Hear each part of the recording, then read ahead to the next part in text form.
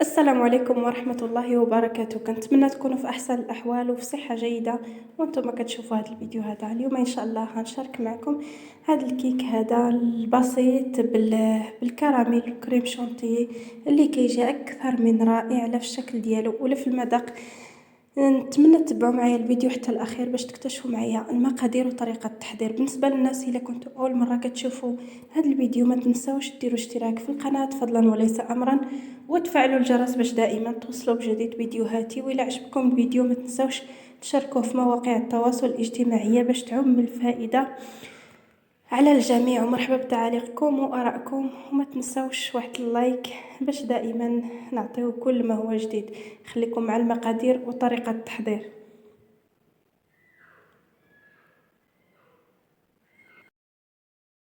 بالنسبه للمقادير ديال الجينواز غادي نحتاج هنايا اناء درت فيه القليل من الملح. غادي نحتاج كذلك 6 ديال البيضات يكونوا بحراره المطبخ حجم متوسط، اذا كانوا كبارين ديروا غير 4. وضروري انهم باش تنجح معكم لا جينواز ضروري يكونوا بحراره المطبخ. غادي نحتاج هنايا 2 شاصي ديال الفاني او السكر منكه بالفانيلا، وتقدروا تنكهوا بالقشور ديال الحامض او لا على حساب. حيت انا الكيك اللي صايبت كما شفتوا في الاول ديال الفيديو بالكراميل احتاجيت هنايا كذلك كأس ونص من السكر سنيده. غادي نجيب الطراب الكهربائي وغادي نخلط هاد المكونات مزيان. تقدروا تستعملوا الخلاط اليدوي ولكن غادي ياخذ معكم وقت طويل وغادي تعذبكم. المهم الا كان الخلاط الكهربائي او العجانه احسن. هنا غادي نبقى نطرب حتى يتضاعف الحجم ديال البيض كما شفتوا ويولي على شكل مورانك تقريبا كما كتشوفوا الفيديو كيوضح كل شيء. وصافي هنا غادي نحبس الطراب الكهربائي وغادي هنا غادي نستعمل غير مغرفه خشبيه او لا سباتيلا او لا اي حاجه. المهم نحتاجو شي حاجه بحال هكايا. وغادي نبدا نضيف الدقيق تدريجيا. بالنسبه للدقيق على حساب. المهم دابا درت 2 معلقات كبارين وضروري من اننا نغربلوه. وغادي نضيف واحد الخماره من وزن 8 غرام. تقدروا ما تضيفوهاش ولكن يعني بالنسبه للمبتدئات تضيفوها باش ينجح معكم لا جينواز. هنايا غادي نبدا نخلط غير بشويه غير بشويه. هنايا راه مسرعه الفيديو داكشي باش كيبان لكم كنزرب، لكن نخلطوا غير بشويه حتى كندخلوا الدقيق ديالنا مع الخليط ديال البيض. كما شفتوا غادي ندير في هذا الكيك او في هذا الجينواز لا زيت لا حليب، غير السكر والبيض والدقيق والخميره. بغيتوا تضيفوها ضيفوها، ما بغيتوش ما تضيفوهاش، كتبقى اختياريه. هنايا كنبقى كنضيف الدقيق وانا كنخلط كنضيف الدقيق وانا كنخلط ما كنطلع من التحت للفوق. المهم الفيديو راه كيوضح كلشي كما قلت لكم. الفيديو راه كيوضح كلشي. غادي نستمر وحتى الاخر ونوريكم القوام اللي خدات ليا هاد الكيكه. هنايا منين هنايا هذا هو القوام اللي خدت لي هاد الكيكه. منين غادي نخلطوا على هاد الشكل ونديروا رقم 8 وتبقى لنا واضحه، ف يعني كنكونوا تحصلنا على القوام اللي بغينا. هنايا جبت واحد المول اللي كيتحل من الجانب او لا اي مول متوفر عندكم سواء دائري او لا كما بغيتو ديروه. وصافي درت فيه الورق ديال الزبده ودهنته بالقليل من الزيت. دهنت هاد الجوانب باش الجينواز ديالنا ما تلصقش لينا. وصافي غادي نقادو مزيان ونزدحو شويه مع الارض باش مع البوطاجي او سطح العمل. قلت الارض المهم ما تديوش على هذا المصطلح. وصافي غادي ندخلو الفران درجه الحراره اللي هي مهيله. درجه الا كان الفران ديال الضوء 170 درجه، وإلا كان الفران العادي درجه حراره مهيله حتى يطيب. كيطيب انا خليته حتى طاب ليا من الفوق والتحت، يعني غير شعلت ليه غير لتحت وحتى خدا اللون من الفوق وخداه من التحت. المهم نتوما على حسب الفران ديالكم. هنايا جبت كاس ديال العنبه ديال الحليب عفوا اللي هو بارد. ضفت معاه شاصي ديال الكريمه بودره شونطيي او كريم شونطيي حتى هي بارده من المجمد. وضفت معاهم واحد الفلو ديال الفاني وضفت معاهم واحد دانون كراميل كيعطي واحد النكهه زوين للكريم ديالنا. وتقدروا تضيفوا الفاني، تقدروا اي حاجه يعني اي نكهه يعني بغيتو تنكهوا بها. انا بغيت المذاق ديال الكراميل، هذاك الشيء علاش. المهم دابا كيما شفتوا غادي نطربوا غادي نطرب مزيان الكريمه حتى يعني حتى تطلع الكريمه ديالنا. وضروري من يعني حتى هادو الطراب الى يعني هادو ديال الطراب الا قديتو ديروهم في المجمد فاحسن. شحال ما كانت الحليب بارده والمكونات باردين شحال ما كتنجح معنا الكريمه. ها هي لا جينواز ديالنا من بعد ما طابت كما كتشوفوا كتجي محمره وكتجي طالعه، كتجي زوينه بزاف. المهم بالنسبه لواحد المعلومه، هاد لا جينواز من الاحسن يعني وجدوها الليله قبل ولا غد ليه عاد خدموها، يعني تحتاج ان تبرد مزيان. انا بنتي زرباتني دارت لي الطياره، غير شافتني بديت صافي قالت لك دابا تصايبيها ليا، حليتها في نهارها يعني ما خليتهاش بردات مزيان. شحال ما بردات شحال ما احسن. هنايا قسمت هذيك لا جينواز على جوج، انا غادي نكتفي نقسمها غير على جوج.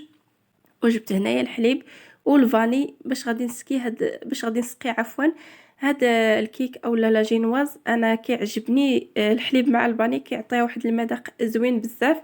وانتم تقدروا تسقيوه مثلا يعني بشي سيرو او لا، ولكن بالنسبه لهذا الهادي بالكراميل كيتواتى مع الحليب والفاني احسن. انا جبت الكريمه، غادي غادي ندهن هذا الكيك مزيان بهاد الكريمه. المهم غنستمر حتى ندهنها مزيان وهانتم مع تتمه الفيديو. انايا من بعد ما دهنت هذاك الكيك مزيان بالكريمه درت عليها شويه البنان مقطع، اولا تقدروا تضيفوا اي فاكهه عندكم. انا متواجد عندي البنان ضفتو. ودابا كندير الشعريه ديال الشكلاط اولا شكلاط برميسيل. كيعجبني يكون شي حاجه اللي يعني فاش نكونوا كناكلوها تجي شي حاجه بحال مقرمشه هكا. هاد الشعريه هذه كتجي زوينه، كتعطي واحد المذاق زوين للكيك. صدقوني جا رائع، واخا هو كيك بسيط يعني والطريقه باش زينته بسيطه، لكن المذاق ديالو جا اكثر من رائع. هنايا ضفت هذيك النص الاخر ديال الكيك وغادي نسقيه حتى غادي نحاول نقطع هاد الجوانب اللي كيكونوا هكايا باش منين نبغي ندهنها بالكريمه يجيوني مساويين غير هاد الجوانب هكايا. وتقدروا تخليوهم. المهم انا اخترت انني نقطعهم وصافي. حتى هاد الطبقه هذه غادي نسقيها مزيان بالحليب والفاني كيما شفتوا. غادي نسقيها بحال يعني بحال الطبقه الاولى. هنا من بعد ما حيدت دوك الجوانب كاملين غادي نسقيها. المهم ما ديوش عليا لا تلفون غادي نسقيها كامله ومن بعد غادي ندهن ليها الوجه ديالها بالكريمه والجوانب حتى هما غادي ندهنهم بالكريمه. المهم تبعوا معايا الفيديو راه كيوضح كلشي.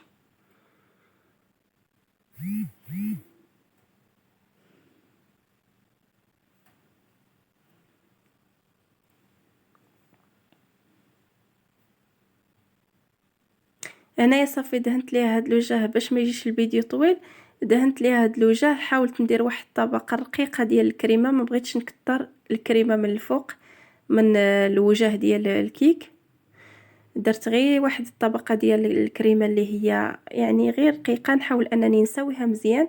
ودهنت الجوانب حتى هما بالكريمه. ودابا غادي نجيب شويه ديال اللوز ايفيلي اللي حمرته في المقله، غادي نديرو هكايا في الجوانب كيعطي واحد المنظر زوين. تقدروا ديروا كاوكاو ايفيلي اولا شكلاط محكوك اولا المهم اللي متوفر عندكم. ولكن هاد اللوز ايفيلي هكايا مع المذاق ديال الكراميل كيجي كيعطي واحد المذاق زوين وحتى في الشكل كيجي زوين. وصافي غادي نستمر حتى غادي ندير اللوز لهاد الجوانب كاملين. هنا من بعد ما زينت الجوانب ديال الكيك باللوز، دابا غادي نجيب واحد البوش درت فيه داك الكريمه اللي تبقات ليا وغادي نبدا ندير هكايا غير يعني تزيين عادي، تزيين بسيط جدا غير هكايا في الجناب، غير خط كنبقى كنديه متمايل شي شويه، يعني تزيين بسيط وعلى قد الحال كما قلت لكم. نتوما تقدروا تزينوا بالطريقه اللي بغيتوا، طبعا كيبقى لكم الاختيار كيف ما بغيتوا تزينوا. صافي غادي نستمر ندير هادو بحال هكايا. وغادي نجيب واحد الكاسرونه غادي ندوب فيها شويه ديال الشكلاط في حمام مائي وغادي المهم انا كنسبق دابا المراحل. المهم صافي كما شفتوا من بعد ما زوقتها من الجناب بحال هذا الشكل، صافي كما قلت لكم غادي نجيب يا كما قلت لكم ذوبت شويه ديال الشكلاط ابيض، غادي نضيف ليه 3 ديال دانونات كراميل، 3 ديال دانون كراميل. المهم هاد اولا الا كان عندكم الكراميل قديتوه في الدار تقدروا تضيفوه حتى هو كيجي رائع. انا ما كانش عندي الوقت فشريت هاد الدانون هكا كراميل واجد، غادي نخلطو مع الشكلاط وغادي نضيفو فوق الكيك ديالي من الفوق. المهم نتوما تابعوا الفيديو باش تعرفوا معايا على الشكل النهائي.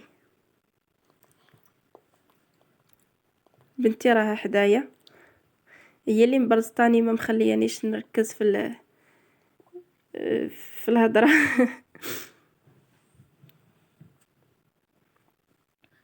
ضروري من اننا نخلطوا هاد الشكلاط مع الكراميل مزيان وصافي. دابا من بعد ما خلطت بعدا نسيت ما قلت لكم، منين زوقت هكا الكيك ديالي دخلتها للثلاجه حتى شدت راسها مزيان وعاد خرجتها باش درت ليه هاد الكاناج ديال الكراميل والشكلاط.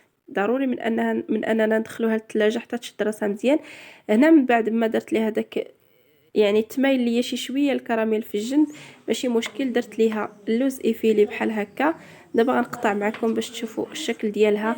المهم كما قلت لكم انا راه زربتني بنتي ما خلاتنيش، يعني غير شفتها وجدت بقات حاضيه عليا صافي حتى قطعت ليها طريف عاد باش سكتت. المهم نتوما من الاحسن تخليوها تبات ليله كامله في الثلاجه عاد باش تقطعوها باش المذاقات كيعطيو يعني كيتجانسوا مع بعضياتهم وكتبرد مزيان، يعني كتجي زوينه احسن. يعني حنا كلينا قطعت منها لبنتي في الليل وكلينا منها داك النهار يعني ديك ليله شويه، ولكن فاش ديك الشويه اللي بقى لها غد ليه صبحات فيها واحد المذاق احسن. يعني فاش كتبرد مزيان كتجي زوينه بزاف. المهم نتمنى الفيديو ديال اليوم يكون نال الاعجاب ديالكم. الى فيديو قادم ان شاء الله.